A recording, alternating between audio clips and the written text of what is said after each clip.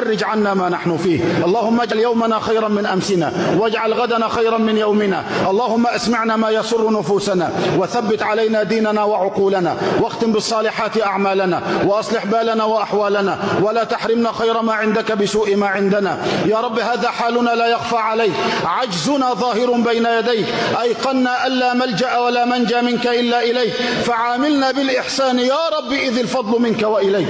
ربنا ولا تكلنا إلى أنفسنا ولا إلى غيرك فنكون من الهالكين، وثبتنا على الدين في الدنيا والآخرة يا رب العالمين.